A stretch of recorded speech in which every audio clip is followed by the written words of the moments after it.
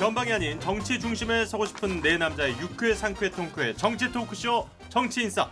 오늘도 함께하는 분들 소개해드리겠습니다. 현근택, 김태현 신장식 변호사 그리고 이준석 미래통합당 전 최고위원 나와주셨습니다. 네 분 어서 오십시오. 네, 안녕하세요. 참 이 갑작스러운 비보 때문에 많은 분들이 좀 안타까워하기도 하고 황망해하기도 하고 또 때로는 또 아주 깊숙한 분노를 느끼기도 하는 이런 좀 복합적이면서도 조금 쉽지 않은 그런 주말이 또 찾아오고 있습니다. 어떻게 참 진행하는 사람 입장에서 어렵네요. 이런 얘기는 어떻게 뭐 이야기를 꺼내야 될지도 좀 쉽지가 않고 좀 진행하는 분뿐만 아니라 저희처럼 출연하는 사람들도 참 어려워요. 그냥 일반 뉴스 프로에서 그냥 스트레이트성 기사를 보도하는 거면 그냥 뭐 기사를 하면 되는데 저희들처럼 커멘트를 해야 되는 사람들은 되게 힘듭니다. 그러니까 솔직히 말씀드리면 아직까지 인과관계가 밝혀진 건 아니지만 박원순 시장의 극단적인 선택을 한 전날 어쨌든 서울시에 같이 근무했던 부하 직원이 성추행 혐의로 경찰에 고소를 하고 고소인 조사까지 마친 상황에서 저희 일어났기 때문에 그렇기 때문에 이게 솔직히 말씀드리면 장례가 끝난 이후에 여론이 어떻게 움직일지도 모르겠고 굉장히 이런 상황이 없었던 상황이에요. 그래서 사실 방송하는 저희들도 이거 뭐라고 논평을 하고 해야 될지 굉장히 어렵고 곤란하죠. 이렇게 돌아가시고 나가지고 이제 저는 되게 우연한 기회로 제가 지난주에 타 방송사에서 박원순 시장이랑 대담하는 방송을 했어요. 근데 그게 이제 방송되는 날 방송 직전에 이제 그 비보가 들려가지고 제가 방송을 못했는데 사실 이 한 분이 돌아가시면은 그 돌아가신 분한테 이제 생전했던 마지막 말이라는 게 제가 기억이 많이 나게 되거든요. 그렇죠, 아무래도. 네, 근데 딱 그러니까 지난주 목요일이죠. 그때까지만 해도 굉장히 시정에 대한 의지가 강하셨고, 그러니까 저랑 논쟁을 할 정도였으니까요. 예를 들어 뭐 동부간선도로 문제 이런 거 갖고 논쟁을 할 정도였으니까 의지가 강하셨고, 저희가 이제 굳이 말하자면 뭐 더 큰 거 노리시는 거 아니냐 이러면서 뭐 대권 얘기도 하고 이렇게 자유롭게 얘기하시던 분이 사실 이렇게 선택하셨다면 그게 급작스러운 판단이었을 것이다라는 생각이 들고요. 그래가지고 아쉬운 점이 있죠. 왜냐하면 이게 뭐 아까 김태현 변호사 말했던 것처럼 그런 어떤 사건에 영향을 받았는지는 모르겠으나 전혀 제가 뭐 가장 최근에 봤던 사람으로서 징후를 못 느꼈었거든요. 보면은 그러니까 굉장히 좀 마음이 아프고 무엇보다도 이제 아까 노회찬 의원의 어쨌든 비극적인 그 사고와 이제 비교해서 말씀하셨는데 이번 건은 다만 이제 정치자금은 피해자가 있는 건은 아니에요. 그러니까 무슨 말이냐면 근데 이 지금 제기된 미투 건이나 이런 건들은 어떤 연관성인지는 봐야겠지만은 또 그 고소를 하신 분의 입장도 있기 때문에 물론 이제 피해자가 상처 만약에 이제 그게 사실이라면 이제 피해자가 상처받을 일은 어떻게 보면 이게 또 잘못하면 2차 가해가 될 수 있기 때문에 사실 피해자도 사실 어떤 그런 그 예측할 수 없는 부분이 있거든요. 그런데 지금 이 박원순 시장 이런 극단적인 선택을 함으로 해가지고 그분한테도 지금 굉장히 정신적인 데미지가 갔을 거다. 그럴 수밖에 없죠. 전 그런 게 좀 약간 우려스러운 상황이고 제가 오늘 아침에 이제 당에서 문자를 받았어요. 근데 당에서 문자 받았는데 각별히 언행에 주의하라라는 게 당에서 공식 문자가 나올 정도면은 이게 그 정치권에서 얼마나 신중하게 다루는 문제인지를 아마 볼 수 있을 것 같아요. 실은 제가 2018년에 노회찬 대표님 의원님 돌아가셨을 때 이제 장례 집행위원장을 하면서 가장 지긋지긋하고 정말 이렇게 이 화가 났던 거는 뭐 인터넷 댓글이나 이런 거는 그렇다 쳐요. 그 사실 그렇게도 하면 안 되는데 음모론이었어요. 음모론. 사실 음모론이 가장 사람을 이 분노하게 힘들게 하고 분노하게 만들거든요. 왜? 그러니까 말하자면 당시도 무슨 타살설도 양쪽 진영에서 다 타살설이 하나씩 나왔었어요. 양쪽 진영에서.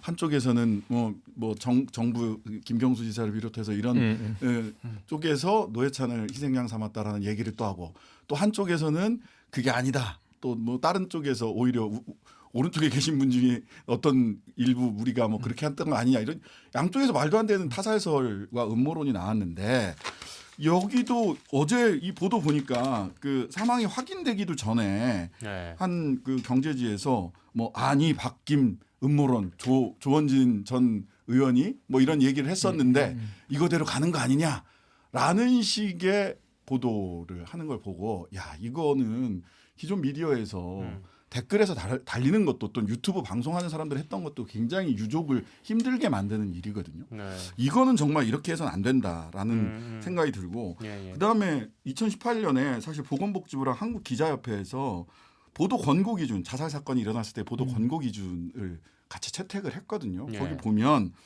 사회적 책임을 분명히 해야 된다. 미디어, 국가기관, SNS, 온라인 커뮤니티 모두 다 대상이 된다. 그다음에 모방 자살을 방지하기 위해서 동기, 방법, 도구, 구체적인 장소 보도하면 안 되고 원인을 단정적으로 보도해서는 안 된다. 네. 이런 그 자기들끼리 준칙을 정했어요. 기자협회에서.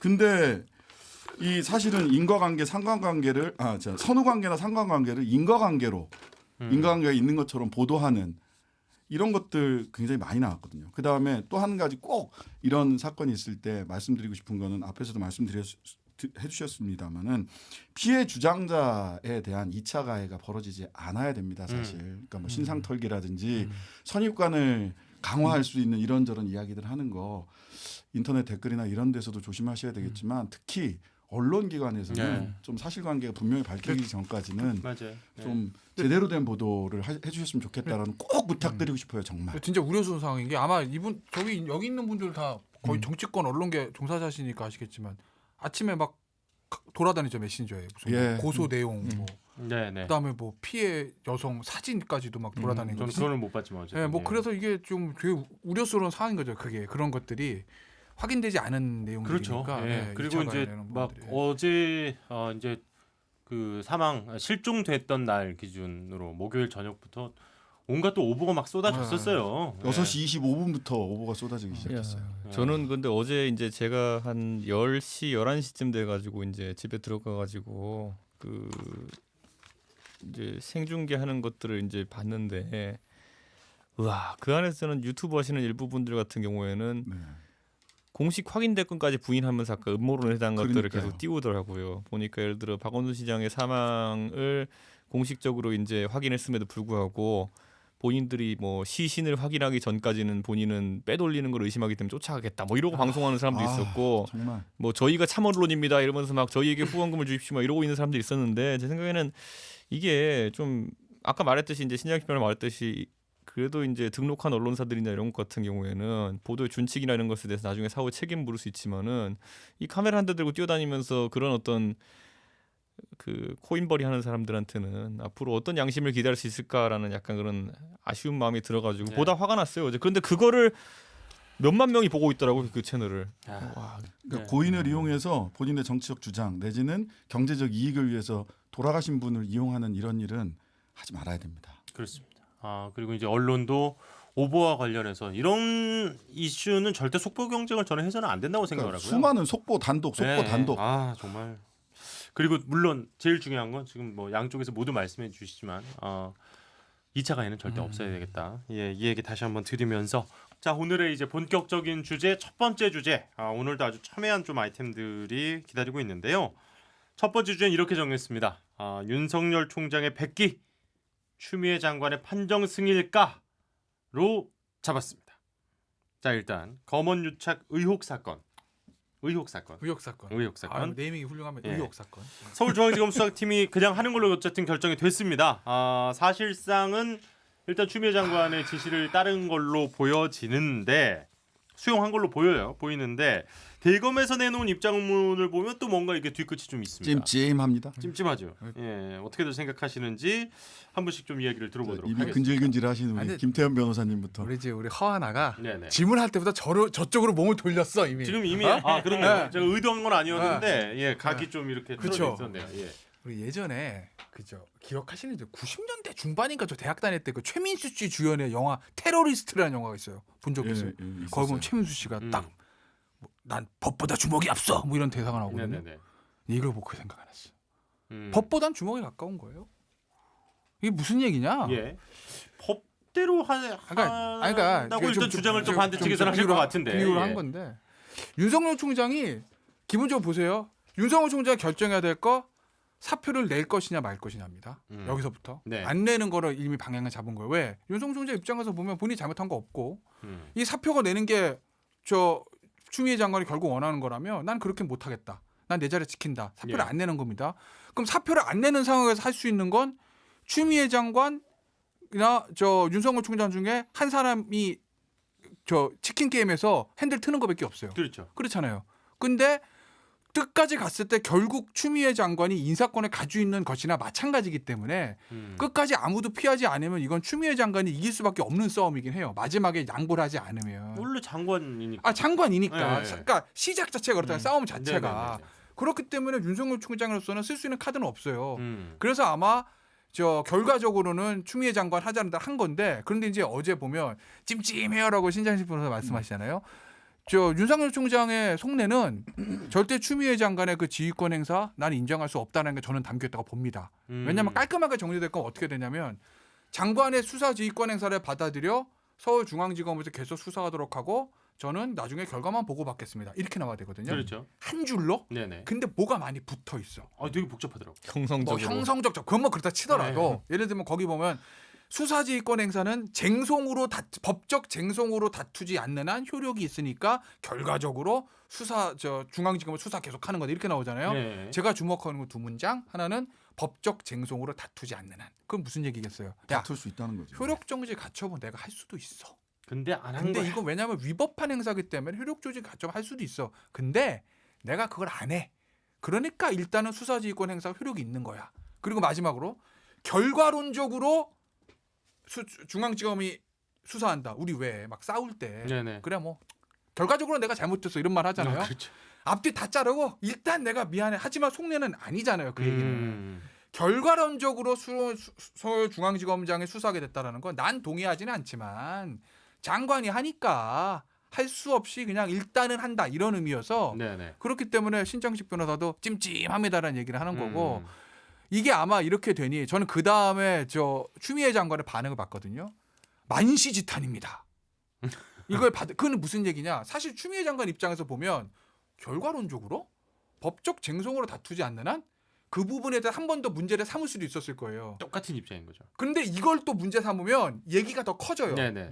일단 결과론적으로라도 수용한 이상 여기서 만시지탄이라고 끊어버려야지 승부가 난다고 본 그러니까 걸 지금 거예요. 말씀하신 것대로 결과론적으로라고 하니까 추미애 장관도 결과론적으로 그냥 알았다. 네. 그렇죠. 이렇게 하고 이제 넘어간 그러니까 거잖아요. 더 이상 확전은 안 하겠다. 왜? 음. 일단 겉으로는 백기를 든거나 겉으로는 백기를 든 것이니 여기서 음. 싸움을 마무리 짓겠다라고 하고 추미애 장관이 만시지탄이라는 말로 이 논쟁을 끝내버린 건데 네. 근데 저는 이거 끝난 싸움이 아니라고 봅니다. 새로운 2라운드가 시작이 됐어요. 아직까지 불씨가 남아 있다. 이 문제는 정리된 거죠. 이미 네네네, 일단은. 네. 그렇지만 사실 본질적인 문제인 뭐 검언유착이나 뭐 권언유착 이런 얘기 있잖아요. 그거를 가기 전에 최강욱 열린민주당 네. 대표권이 있어서 또 새로운 싸움이 또 시작이 됐다. 그 얘기도 뭐 계속해서 잠시 후에 바로 네, 잠시 후에. 한번 다룰 건데 일단 신장식 변호사님은 지금 나왔던 이 대검의 발표 어떻게 보셨어요? 찜찜하다라고 이야기를 했던 게 뭐냐면 딱 그 부분이에요. 음. 쟁송 절차로 다투지 않는 네. 한라고 하는 것. 그러면은 이제 그때 내부에서 막 나왔던 얘기 중에 뭐 헌재에다가 권한쟁의 심판을 한다, 뭐 그 효력정지 가처분을 한다 이런 얘기들이 있었는데 사실 헌재 권한쟁의 심판은 말도 안 되는 얘기고 제가 보기에는 기관 간의 다툼인데 기관 내부에서 그것도 장관과 총장 사이에 권한쟁의 심판을 한다는 건 왜 저러지? 저렇게 궁색한가 하는 생각이 들 정도로 말이 안 되는 얘기였고요. 근데 모순되는 지점이 있어요. 이게 형성적 효력을 갖고 있다. 이게 뭐 청취자들 낯설 텐데 네. 변호사님도 계시지만 형성적 판단이라 형성적 효력을 갖고 있다는 예. 얘기는 일반적으로 뭔가 이렇게 법률상의 효력이 일어나려면 당사자와 당사자 간에 합의가 있어야 보통 법률적 효력이 일어나는데 네. 형성적 효력이라는 것은 한 사람이 이거 하면 그냥 그대로 법적 효력이 벌어지는 거예요. 그럼 형성적 효력이 있다라고 얘기를 했다면 7월 2일 날 수사지휘권 이렇게 수사지휘 한다 했을 때 이미 끝난 거예요. 법적 효과가 발생을 했다는 얘기거든요. 그럼 7월 2일부터 엊그제까지 뭐 검사장 회의하고 뭐하고 뭐 숙고한다 어쩌고 저쩌고 했던 거는 사실은 그냥 쇼한 겁니다. 쇼한 겁니다.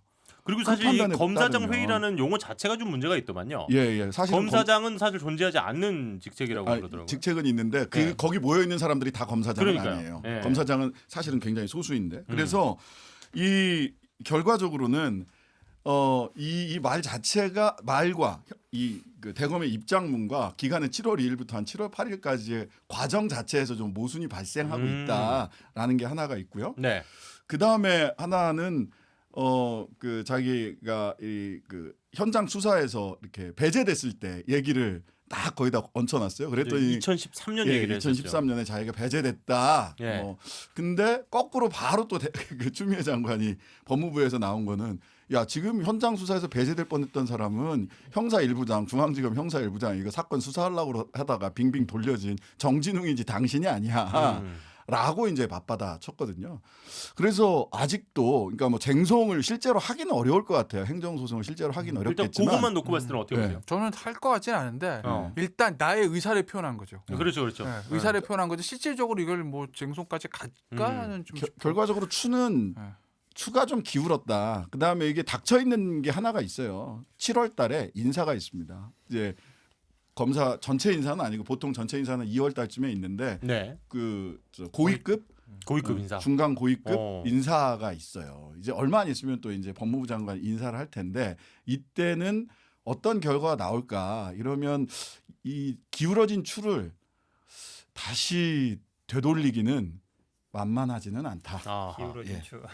근데 예. 솔직히 말씀드리면 네, 네, 네. 근데 저는 이게 뭐 이걸 그렇게 봐요. 지금 아마 김태현 변호사 표현처럼 굉장히 이제 돌고 돌아가지고 어쨌든 저는 뭐 정상 궤도로 왔다고 보고요. 이걸 뭐 이 쟁송 절차 관련해서 다투려고 했는데 안 다퉜다 이렇게 해석하는데 저는 그건 아니라고 해요. 왜냐하면 기본적으로 이걸 저는 아마 뭐 행정처분으로 본 것도 문제라고 보긴 하는데 행정처분이라는 게 뭐 기관 간에 벌어지는 일은 아니에요. 그러니까 국민과 어떤 기관 간에 벌어지는 일인데 어쨌든 이분들의 해석에 의하면 행정처분이라고 본 건데 일반적으로 우리 행정처분은 죄송합니다. 법적 용어로 써서 형성력이라는 게 있어요. 그러니까 기본적으로 형성력. 어떤 처분을 하면 네. 그 자체로 효력이 발생하고 그걸 재판으로 해서 집행정지를 시키거나 막지 않으면 그 자체로 효력이 있어요. 이제 그런 걸 얘기한 거예요. 그냥 어찌 보면 말대로 이건 어쨌든 뭐 위에서 내린 명령이니까 우리가 법으로 정지시키지 않는 한은 효력이 있는 거다. 예. 난 따를 수밖에 없다. 뭐 이 얘기를 간접적으로 한 것이지 내가 뭐 다툴 수도 있었는데 안 다퉜다. 이렇게 얘기하는 건 저는 약간 오버한 것 같고 다 말씀하신 것처럼 사실은 이제 윤석열 총장의 심정이 이랬겠죠. 네 알겠습니다. 따르겠습니다.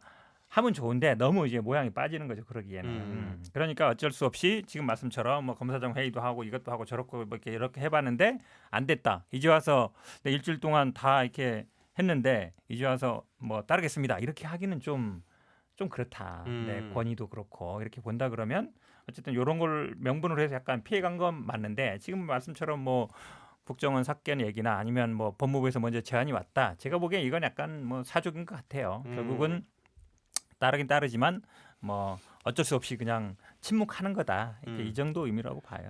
그러니까 근데 이제 그렇게 해서 이게 일단락이 될 줄 알았는데 아까 이제 김태현 변호사님이 본인의 이제 말씀 마지막에 남겨뒀던 지금 또 이제 그 얘기가 나오고 있어요. 그러니까 뭐 이게 어떻게 보면은 법무부의 이제 일부 인사들이 관여를 했다. 뭐 좀 그런 얘기가 나오면서 또 이야기가 좀 있었거든요. 제가 두 가지 이제 의문점을 품고 있는 거. 그러면 추 장관이 노하기 전에 뭐 독립수사본부 차린다는 얘기 있었잖아요. 독립수사본부. 근데 그게 이제 법무부 간부들, 그러니까 조남관 검찰국장 회의랑 법무부 검찰국이랑 대검이랑 협의를 했다. 약간 진실개밀이 있어요. 그러니까 고검장을 수사팀장을 누가 했느니 알리는 걸 누가 요청했느니 얘기는 있지만 기본적으로 협의한 건 맞는 것 같아. 안이 나온 것까지는 맞는 것 같아요. 발표를 네. 하는 거를 누가 요청했는지에 대해 다툼은 있지만, 근데 보세요. 내가 추정입니다. 약간. 조남관 검찰국장이요. 법무부 검찰국장이에요. 아무리 검사 출신 검사장이지만 지금 추미애 법무장관의 그겁니다. 참모입니다. 네. 본인들은 아니라고 하지만 그 협의를 대검과의 협의를 추미애 장관의 어떤 사전 승인이나 보고 없이 가능했을까 현실상 지금 이 분위기에서 장관한테 알리지도 않고 협의도 안 하고 자기들끼리 알아서 야 내가 검찰국장이니까 대검 불러 내가 알아서 할게. 가능하다고 보세요 그게? 저는 힘들 거다. 쉽지 않다. 분명히 어느 정도까지인지 모르겠지만 추 장관한테 보고하고 어느 정도 승인하고 이런 협의 과정이 없었을 수가 없다. 지금 법무부의 힘의 균형을 봤을 때는. 네. 그래서 안이 나왔어요. 어쨌든 대검에서 발표를 했어요. 추 장관이 1시간 만에 노했습니다. 이건 뭐냐. 1시간 정도 사이에 1시간 40분 정도 100분 사이에 MBC 100분 토론 처음부터 끝까지 하는 그 사이에 네. 추 장관의 생각을 바꾼 거다. 왜 바꿨을까? 무슨 얘기를 듣고 바꿨을까 하는 게 의문 하나. 두 번째, 그냥 아까 얘기했던 최강욱 열린민주당 대표입니다. 네. 이것도 아니 저 보도자료 많이 써보셨잖아요. 이준석 의원 보도자료 많이 받아봤을 거고 두 분도 많이 쓰고 받아보고 허언하는 마찬가지잖아요. 네네. 보도자료가요. 초안, 최종안 나가는 경우 있습니까? 버전 1, 버전 2 나가는 경우 있어요? 없어요. 근데 지금 이거는 저 최강욱 법무부 얘기에 따르면 장관이 초안을 써서 대변인 주니까 대변인이 수정해가지고 장관님 최종안으로 내보내겠습니다 하고 최종안 기자한테 내보냈는데 장관은 초안, 최종안 다 들고 두 개가 다 언론에 보도되는 줄 알고 보좌진 줬더니 그 보좌진들이 초안을 지인에게 돌렸다. 그 지인한테 돌린 거를 최강욱 열린민주당 대표는 SNS에서 받아서 복사를 해서 썼다. 최민희 의원 걸 봤대 또 네. 그리고 근데 복사해서 쓴 사람이 제목도 바꿔. 난 이게 납득도 안 되는데 보세요. 초안 최종안이 내부적으로 있을 수는 있죠. 네. 외부로 그걸 초안 최종안 두 개가 다 풀되는 줄 알고 있었다는 거는 초보가 아닌 이상 있을 수 없는 일입니다. 그렇지 않습니까? 장관 보좌관들도 정치 오래 한 사람들인데 그걸 해결해 가지고 초안하고 최종안이 다 나가는 줄 알고 초안을 지인들한테 줬어요라는 병명은 너무나 궁색하고 합리적으로 이해가 되지 않는다 저는. 네. 그렇기 때문에 지금 최강욱 열린민주당 대표가 과연 그 문건을 만들고 저 추 장관이 의사결정하는 데 있어서 혹시 뭔가 관여가 돼 있는 거 아니야라는 문제가 자꾸 나오는 건데 이게 왜 문제냐? 100번 양보해서 그 초안이든 최종안이든 제가 그거를 저 윤호중 법사위원장이 먼저 받아봤다고 하면 저는 크게 문제 삼지 않을 거예요. 왜? 네네. 법사위원장이니까 법무부의 일을 알 수도 있죠. 최강욱 의원 뭔데요? 법사위원도 아니잖아요. 더군다나 어쨌든 이 검언유착 의혹 사건 때문에 한 시민단체부터 고발돼서 피고발인 신분입니다. 넓게 보면 그 사건 수사 이해 당사자예요. 그 이해 당사자가 법무부가 이 사건을 처리하는 데 있어서 깊이 관여돼 있는 것 듯한 어떤 모양새를 보이는 거 이거 결코 바람직한 거 아니다. 장관에게도 여당에게도 청와대에게도. 이거는 제가 어쨌든 한번 현 변호사님이 네. 얘기를 해주셔야 될 것 같아요. 결국은 이제 두 가지인데요. 1번은 추미애 장관이 중간에 마음을 바꿨다. 예. 사전 협의 다 했는데 보고하고 예. 두 번째는 지금 이제 결국은 최강욱 의원이 뭔가 의사결정 과정에 관여한 거 아니냐 그 내용인데요. 일단 추미애 장관이 마음을 바꿨겠느냐. 그러니까 이게 지금 얘기처럼 뭐 사전 협의를 제가 봐도 했을 것 같아요. 왜냐하면 뭐 실무자끼리 협의를 하니까. 예. 근데 그거를 승인하에 다 받았는데 마음 바꿨겠느냐. 그거는 전체적인 그림을 봐야 돼요. 왜냐하면 구도가 어떻게 됐냐면 추미애 장관은 계속 특임검사 안 된다. 예. 그리고 현재 수사팀 바꾸면 안 된다. 그 어쨌든 처음부터 그 지휘 명령을 7월 2일 내릴 때부터 그걸 쭉 유지해 왔거든요. 근데 계속 뭐 특임검사, 수사본부 이 얘기는 어디서 나온 거냐면 계속 대검에서 나온 얘기예요. 예. 뭔가 어쨌든 이걸 그대로 바뀐 그렇고 위법 부당하다고 얘기는 했는데 그대로 그냥 현재 수사팀에서 한다 그러면 어쨌든 좀 아닌 것 같고 그럼 뭔가 대안을 제시한다 그랬는데 처음에 특임검사 나왔는데 추미애 장관이 아니라 그랬죠. 예. 그러니까 수사본부로 나온 거란 말이에요. 그러면 그 제안을 누가 했을까? 당연히 상식적으로 봤을 때 법무부에서 제안할 일은 없는 것이죠. 그렇죠. 법무부는 명령을 내렸기 예, 때문에 이대로 검찰 해라라는 측에서 것이고 했겠죠. 예. 당연히 이거를 뭔가 다른 방향으로 시도하는 거는 대검인 거예요. 그렇죠. 그러면 대검 측에서 제가 보기에 상식적으로 이런 안이 있는데 어떻게 해보겠습니까? 얘기했을 거 아니에요. 그럼 법무부에서 필요 없어요. 너희들하고 얘기 안 해. 이렇게는 얘기 안 하거든요. 보통 실무자들이 얘기하면 한번 얘기는 해보자. 하지만 이걸 내가 결정하는 사안은 아니다. 그렇죠. 당연히 그렇죠. 장관이 당연히 그렇죠. 결정을 최종적인 내 해야겠죠. 결정권은 아니지만 당신들의 안이 뭐냐 한번 가져와 봐라. 그리고 있으면 내가 자, 한번 자, 얘기해보겠다는 그러면은 건데 말하자면 그걸 가지고 예. 뭐 사전에 승인 받았는데 마음을 바꿨다. 그건 말이 안 된다고 그러니까 봐요. 그렇게 기본- 따지면은 일단은 이제 법무부 측에서는 특임 검사나 이런 게 싫고 원래 검사 그러니까 서울중앙지검 수사팀이 그렇죠. 계속 했으면 좋겠다고 주장을 한 거고. 아니, 그거 바뀐 적이 없어요 한 번도. 그렇죠. 계속 그걸로 간 거예요. 근데 이제 대검 측에서는 이제 특임 검사든 아니면 이제 다른 안들을 중재안처럼 처음에는 냈는데 이제 특임검사로 얘기하다가 예. 이 특임검사 안 된다 그러니까 이제 특임검사는 아니지만 특임검사와 같은 유사한 형태로 이제 그렇다고 해서 중앙지검은 빼고 중앙지검장은 빼고 고검장이 지휘하고 그 수사팀을 넣는다. 그건 뭐냐면 그 전에 이제 박범계 의원이 얘기했던 특임검사를 지명하고 그 수사팀을 넣으면 된다. 요거랑 네. 유사한 거예요. 그러니까 약간 절충안을 시도한 건데 그건 결국은 제안은 대검에서 했을 수밖에 없어요. 상황상. 그럼 어쨌든 제안하는 측에서 먼저 얘기를 했을 것이고 이거에 대해서 그러면 법무부에는 검찰국장이 필요 없어. 너랑 말 안 해. 이렇게 하지는 않거든요. 그러니까 하지만 얘기는 했을 수 있죠. 근데 네네네. 그거를 승인을 다 하고 얘기했는데 이제 와서 안 바꿨다. 그건 아니죠. 그러면은 오케이 일단 요거는 이 첫 번째 논점에 대해서는 요 정도까지 답변을 듣고 최강욱 의원 관련 이야기도 좀 최강욱 해주시죠. 의원 관련은 지금 이제 나온 거는 그거잖아요. 두 가지 안에 대해서 A안, B안이 있었는데 그거에 대해서 동의를 했다 네. 장관이. 그리고 A안은 아마 뭐 비서진들이 올린 것 같고 그다음에 B안에 대해서는 실제로 보도자를 뿌렸다라고 얘기한 것 같은데 저는 이거는 아마 이 법무부의 이 정무 라인이나 공보 라인에 조금 문제가 있는 거예요. 조금? 제가 봐도. 예. 왜냐하면 이게 사실은 아니 근데 그 내용을 보면 아시겠지만 내용은 크게 벗어나지 않아요. 내용에 지금 뭐 수명자라는 얘기가 들어가서 이게 군대에서 쓰는 용어 아니냐 이건데 그렇지는 않아요. 수명자라는 건 명령을 받는다는 뜻이거든요.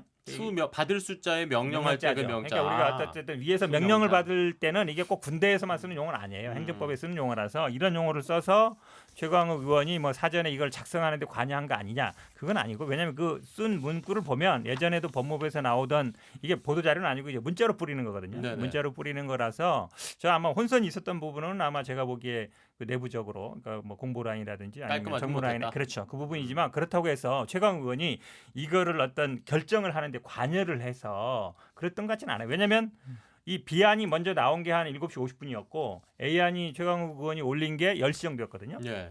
나중에 나온 거예요. 음. 그러면 원래 보도가 기자들한테 안 뿌려진 게 어떻게 알겠냐 이제 이런 얘기인지 모르겠지만 의사 결정 과정에 관여해서 뭐 최광욱 의원이 핸들링했다 이렇게 나가는 건 저는 근데 좀 이제 너무 나간 것 같아요. 법조 취재를 오래 한 기자들 같은 경우에는 거의 하루에도 3-4개의 법무부나 아니면 검찰에서 알림을 받아 보는데 그 사람들의 일관적인 얘기가 뭐 사전에 있다 이런 거 말고 수명자라는 단어를 쓰는 건 처음 봤다라고 이제 이야기하고 알림에서 이제 법무부 근데 공식부서에서 추장관은 수명자라는 얘기 전에도 썼는데. 그리고 또 뭐가 있냐면 이게 이런 거예요. 예를 들어 저희가 이제 보수 쪽에 있는 사람들이 그 왼쪽에 있는 사람들이랑 얘기해 보면요, 꼭 쓰는 단어들이 있어요. 보면은 그쪽에 있는 사람들이 뭐 가열차게 이런 단어 쓰면 또 그 물이 안 빠졌구나 이런 생각이 좀 드는 사람들이 있거든요. 예. 저는 많이 빠졌습니까 어떻습니까? 가열차게 해보세요. 그 맛이 있어요. 딱 그 진보 쪽의 사람들이 가열차게라는 단어를 쓰는 맛이 있어요. 예. 이게 꽂혔네. 단어에 사전적으로 가열차게 있는 건 알죠. 그런데 그거 한 게 그걸 쓰는 뉘앙스가 있고 옛날에 이제 MBC의 시선 집중에서 그 당시 김재현 통합진보당 의원이 나와가지고 진행자랑 예. 좌경맹동주의라는 단어를 갖고 싸운 적이 있거든요. 예.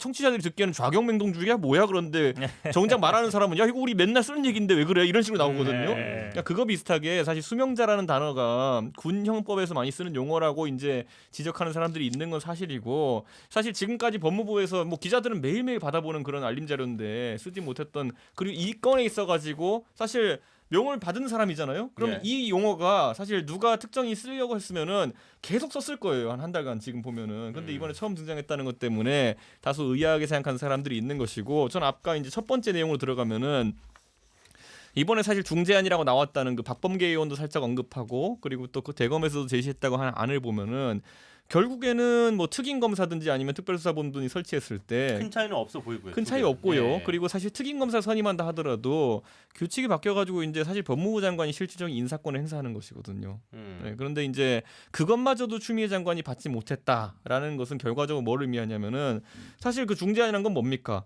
이성윤도 빠지고 윤석열도 빠지자 이거 아닙니까? 예. 그리고 나서 추미애 장관이 실질적인 그럼 특임 검사를 지명하는 안까지도 거부하라는 것은 이 사안들 조합해보면 뭐냐면은 결론은 간단합니다. 이성윤 아니면 안 되거든요. 그걸 조합하면은 그렇기 아니면 때문에 안 거기에 된다. 대해 가지고 사후적으로 봤을 때 뭐 보수 진영에서 보기에는 왜 그러면 이성윤이 아니면 안 되는 것이냐는 앞으로 이제 좀 지켜보면 알 것 같습니다. 제가 한마디 잠깐만 예, 한마디 할게요. 맞아 하세요. 이 수명자라는 얘기가 사실은 또 사전 찾고 있지 아니 또 찾은 이제 게 아니에요. 판결문에서 하나 찾아봤는데 가열차게 찾아보세요. 진짜. MBC 기자 그 안기부 X파일 공개했을 때 예. 거기에 나와요. 뭐라고 나오냐면 검사에 대해서 나옵니다. 음. 모든 형사 사건의 최종적 독점적 수사권과 기소권을 행사하는 검찰 조직은 국민의 명령에 복종하는 수명자로서 그 누구보다 법을 준수해야 된다. 이렇게 쭉 나와요. 이게 판결문에도 나온다는 얘기예요. 그만큼 어찌 보면 이거를 안 들어봤기 때문에 뭐 이거를 뭐 군대에서 쓰는 용어다. 제가 보기에 그거는 기자들의 뇌피셜이에요. 저는 그렇게 알겠습니다. 뭐 얘기하고 하여튼간에 싶어요. 근데 이 장면에서 요새 지난번에도 한번 얘기했는데 원희룡 지사가 약간 오버해요. 그러니까요. 나 그러니까 자꾸 제가 안 그래도 이게- 그 얘기 좀 들어보려 예, 했어요. 관심 국정농단이다 받고 싶어. 뭐 이런 얘기까지 나오고 있어가지고 그 얘기를 하셨더라고요. 예, 원희룡 관심 기자가. 받고 싶어서 그러시는지 모르겠는데 지난번에도 왜 김종인 비대위원장한테 한번 이렇게 확 한번 질렀다가 별로 크게 공부 좀 더 해 뭐 이런 취급을 그렇죠. 받으셨는데 근데 국정농단 재현이다. 더 나쁜 국정농단이다. 그래서 최순실과 최광욱을 같이 놓고 이제 이야기를 하셨는데 야, 이게 아까 김태현 변호사가 얘기한 게 다 맞는다고 하더라도 오늘 박근혜 대통령 전 대통령 파기환송심에서 20년 받으셨거든요. 네. 최순실 씨도 아마 그와 비슷하게 나올 것 같은데 이것과 이걸 그렇게 동일선상에서 비교하는 걸 통해서 주목은 받을 수 있을지 모르겠지만 원희룡 기사는 점점 센 얘기해서 주목받는 거 그거 오래 안 가거든요. 원래 최순실 처음엔 그냥 입시비리였어요. 그렇게 오래 그렇게 시작하는 거예요 원래. 우리나라 오바야 오바. 국정농단이라는 단어가 가지는 상징성이 있어서 그거를 이제 보수 야당에서도 쓰는 거고 네. 조금 과장해서 쓰는 거고 저 여당 쪽에서도 그거에 대해서 알레르기 반응이 있는 거예요. 국정농단이라는 그 네이밍이 국민들의 머릿속에 박힌 효과가 크잖아요. 워낙 강하게. 강해서 그렇지. 야당 쪽에서 자꾸 쓰는 거 여당 쪽으로 방어하는 건데 근데 제가 아까도 말씀드렸듯이 이게 뭐 국정농단과 유사한 수준이 아니냐를 떠나서 제가 이걸 문제 삼는 거는요. 최강욱 의원이 이 사건의 이해관계가 작기 때문에 그러는 거예요. 다른 의원이 왜냐하면 장관도 비선 있을 수 있어요.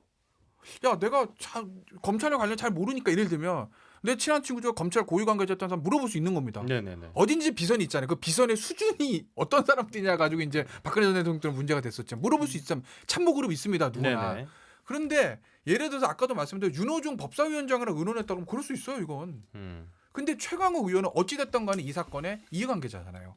그러니까 이해관계자가 여기에 뭔가 조금 관련이 돼 있는 것 같은 냄새를 풍기는 것 자체가 이거는 사실 최강욱 의원도 마찬가지고 무슨 이상 이해관계? 뭐라고요?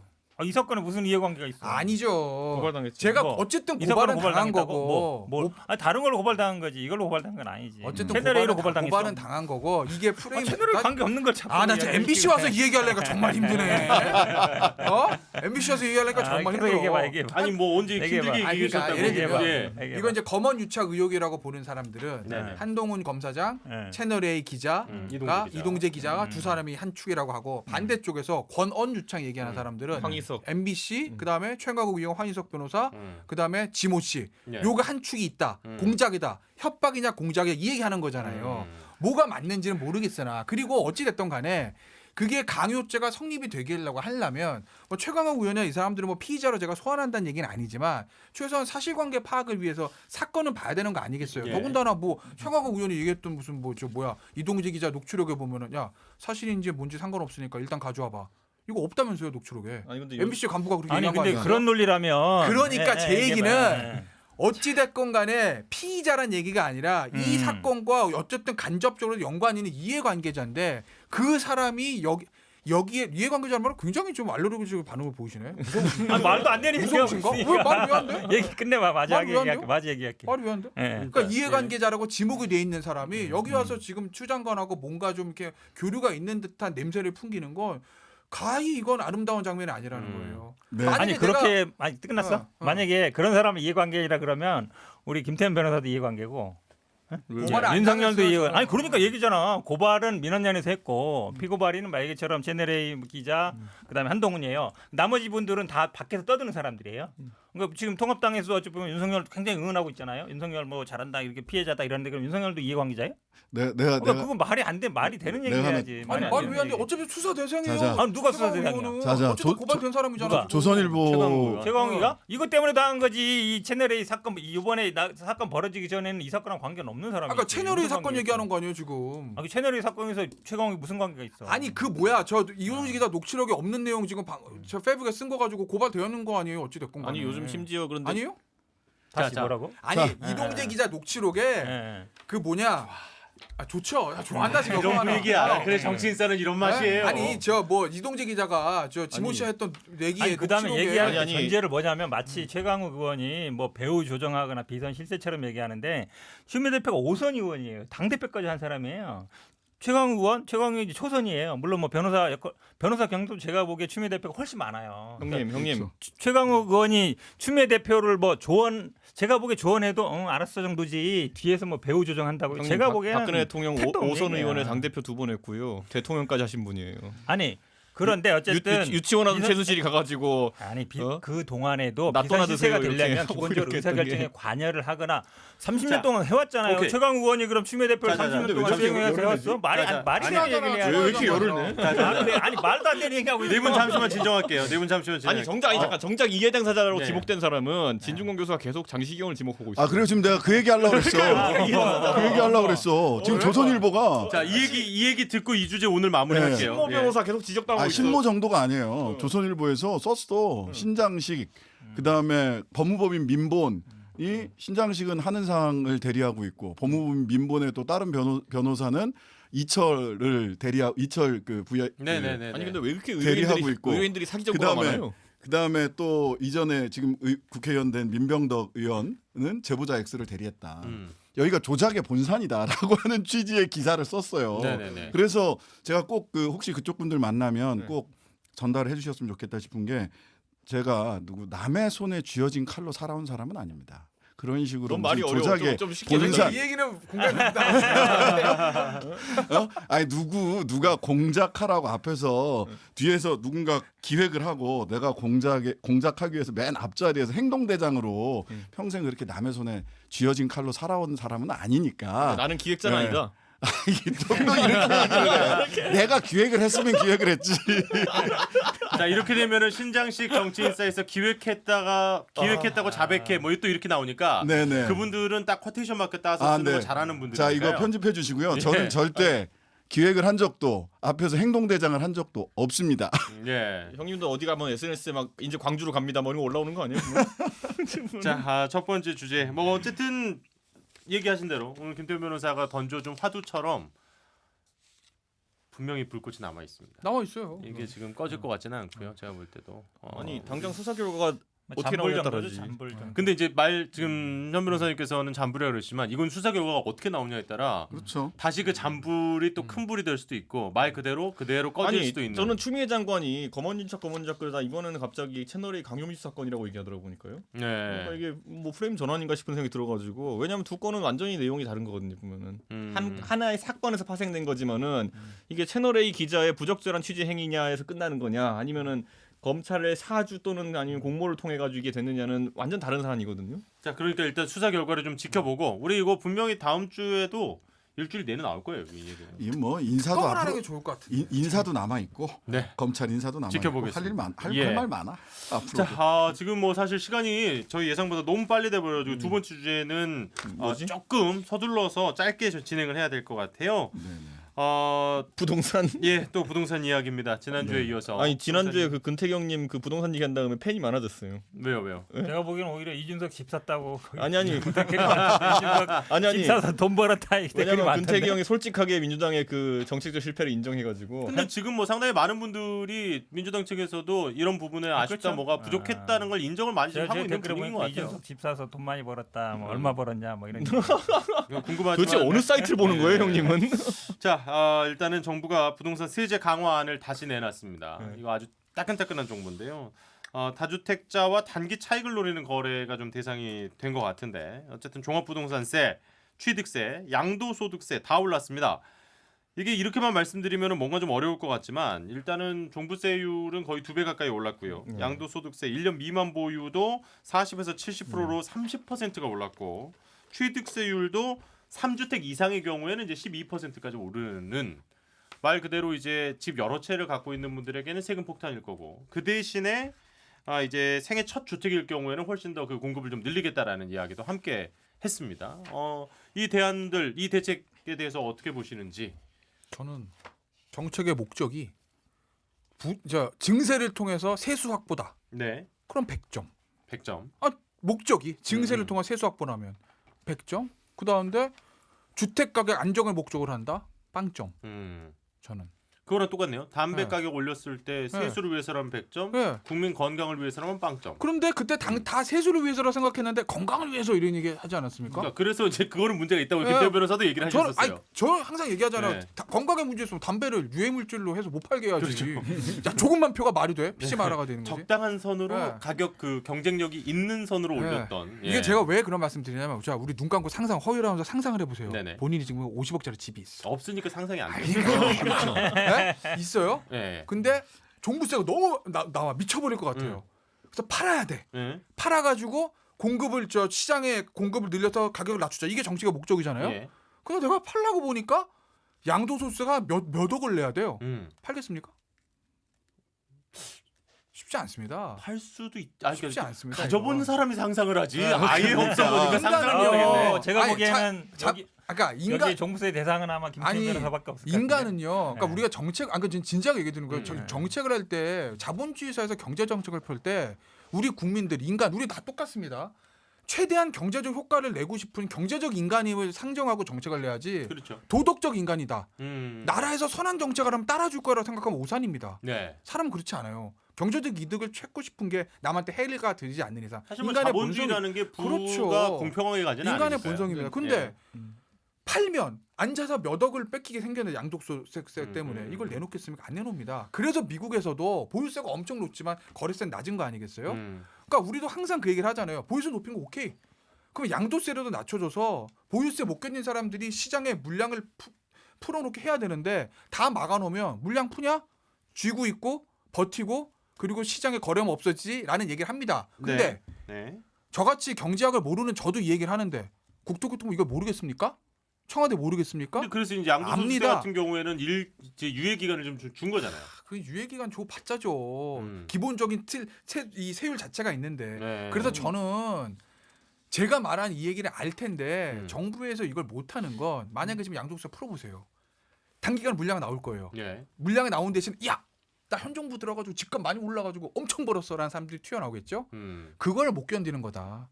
그럼 지지층이 일탈할 수도 있거든요. 뭐야 서민과 중산층을 위한 정부라더니 저 강남 부동산으로 손에 현찰 쥔 사람들만 생겼네. 그걸 못 견디는 거다. 그래서 저는 현 정부가 이 부동산 문제는 부동산 정책을 하는 게 아니라 부동산 정치를 한다. 그러니 이게 성공할 수 없는 거다. 이거 성공 못합니다. 두고 보세요. 그러니까 우리가 이제 결국 시대가 변하면서 다주택이라는 것도 이제 좀 인식이 바뀔 수도 있거든요. 예. 예를 들어 예전 같으면은 저 어릴 때 비슷한 아파트 살고 있는데 저희 상계동에 가보면은 그 앞에 아파트 주차장에서 저 야구했어요.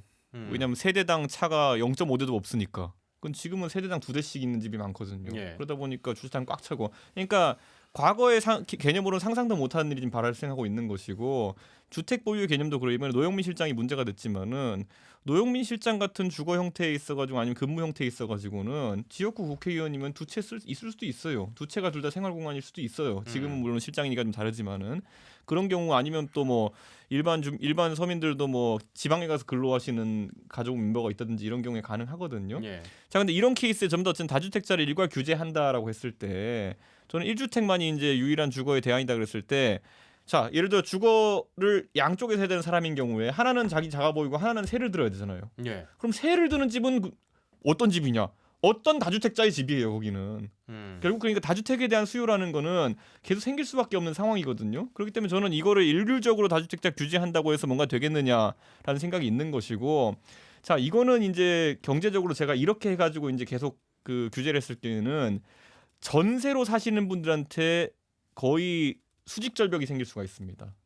왜냐면은 전세 살고 있기 때문에 되게 궁금하네요. 왜냐하면 빨리 얘기해 전세 제도라고 하는 게 뭐냐면은 부동산이 오른다는 가정하에 그러니까 집주인 같은 경우에는 내가 이제 주택 가격 상승을 통해서 이득을 볼 거라 예상하고 대신 세를 싸게 주는 거거든요. 주세요. 예. 거의 뭐 자기 이자율만큼도 못 받고 주는 경우 많죠 보면은 이제 이렇게 하는 게 이제 전세 제도의 특징인데 자 그러면 여기서 만약에 이제 주택 가격 상승이나 이런 거에 대한 이득을 취하기 어렵다 이렇게 봤을 때는 전세를 줄 이유가 상당히 사라지죠 보면은 그렇게 되면 전세에 대한 공급 자체가 확 줄어들게 되고 월세로 전환되거나 아니면 저는 아예 이런 전세라는 제도 자체가 사라질 수 있다는 생각을 하거든요. 저는 근데 이게 장기적으로 옳다고 봐요. 우리나라의 전세라는 기형적인 제도 때문에 집값 상승이 이제 일어나고 이런 것도 있는데 갭 투자가 사실 전세 때문에 그렇죠. 뭐 갭 일어난 투자 거죠. 그렇게 되는 예. 건데 다만 지금 전세 살고 있는 분들한테는 갑자기 월세로 전환될 개연성이랑 그리고 전세가가 상당히 현실화될 가능성. 무슨 말이냐면 집값과 거의 비슷해질 가능성이 있다는 거죠. 근데 보면은. 실제로도 지금 전세값이 집값이랑 그렇게 아니, 차이 그렇죠. 안 나는 건 지금 맞아요. 아니 그리고 사실은, 제가 여기서 예, 마지막 하면 예. 자 이렇게 했을 때 문제는 뭐냐면은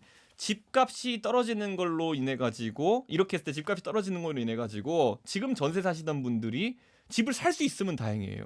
근데 그 사이에도 또 이제 일정의 갭이 존재하는 거거든요. 예. 그러니까 그 갭에 해당하는 자금을 조달하기 어려운 분들은 일시적으로 주거 형태를 고른 데 있어 절벽이 올 수 있다. 이건 우리가 좀 고민해야 어떤 되는 근데 의견인지 이게 알겠습니다. 사실은 예. 전세 제도가 우리나라에만 있는 건 맞는데 사실 우리나라가 IMF 때나 금융 위기 때 전세값 이하로 그러니까 80% 이하비 집값이 떨어지지 않는 가장 큰 이유가 전세대출 때문이에요. 맞아. 전세 가격 이하로 떨어지면 전세값 회수가 안 되거든요. 그렇죠. 그러면은 네, 돌려받을 난리 수가 나지, 없어요. 난리 완전히 나지. 문제가 돼요. 그러니까 사실 우리나라 그 어찌 보면 하방 경직성을 가장 지키는 제도가 전세 제도예요. 그러니까 그게 이제 갭 투자가 한번 문제가 발생하면 크게 터지는 게 그것 때문이잖아요. 그렇긴 사실. 하지만 어쨌든 이게 굉장히 여러 채 갖고 오래된 있으면. 제도이지만 예, 예.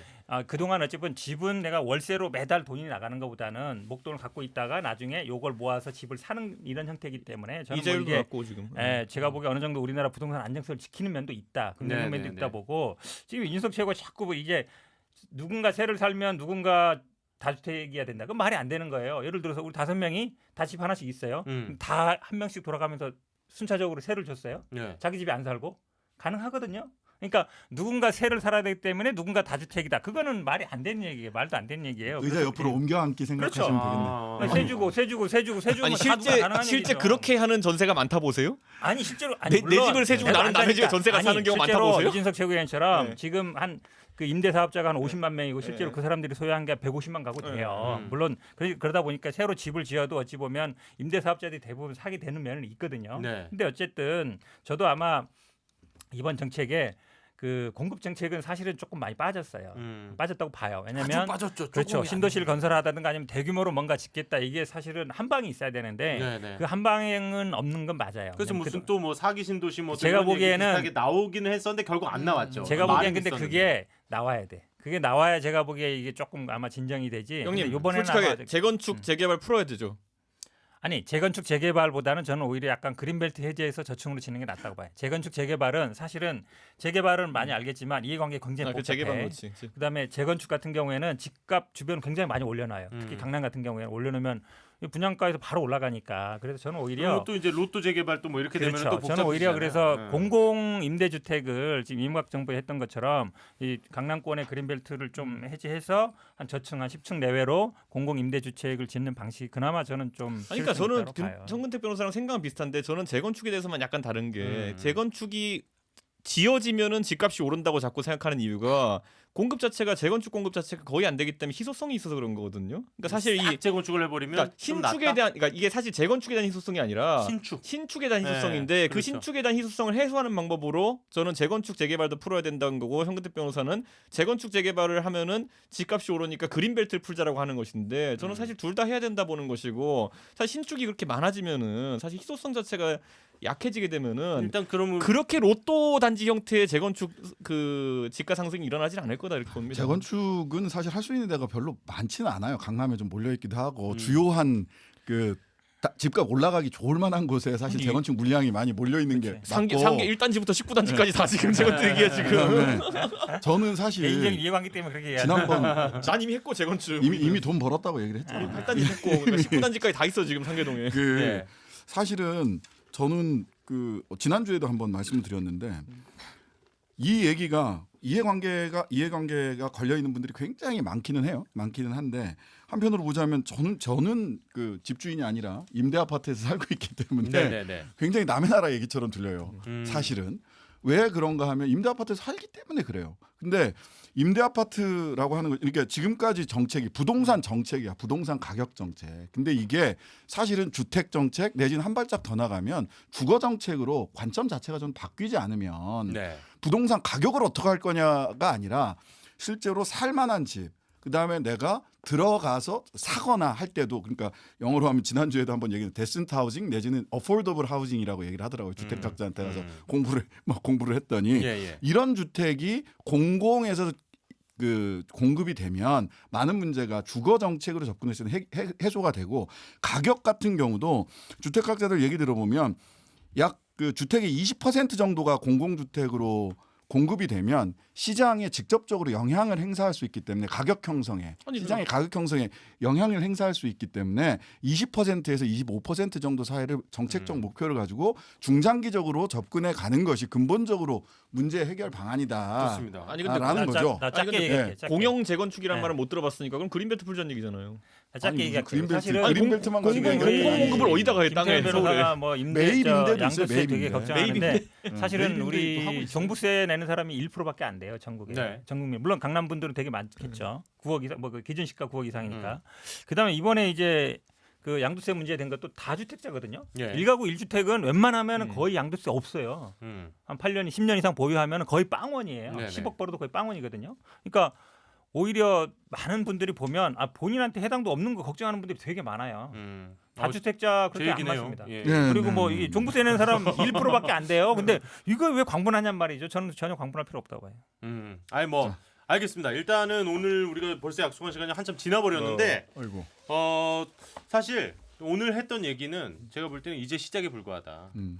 지금 부동산 정책과 관련해서도 이 얘기는 이게 정말 막 나온 얘기이기 때문에 분석부터 또 대중들의 여론 그다음에 이제 요게 어떻게 잘 진행이 될 건지 김태현 변호사님께서는 좀 부정적으로 보셨어요.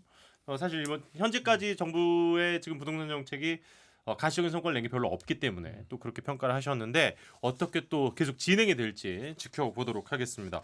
오늘 모처럼 또 이렇게 열띤 토론. 원래 우리 멤버 네 분이 다시 모이시니까 역시 저도 참 좋고. 어쨌든. 오늘은 우리 김태현 변호사 얘기하는데 전혀 말을 안 끊고 다 들었어요. 지난 일주일 동안 말 못한 게 얼마나 한이 그러게 맺혔겠어. 중요한 프로 날 내가 안 하고 제가 안 하고. 자, 오늘도 네 분 수고 많으셨고요. 다음 주에 또 뵙겠습니다. 고맙습니다. 네, 감사합니다.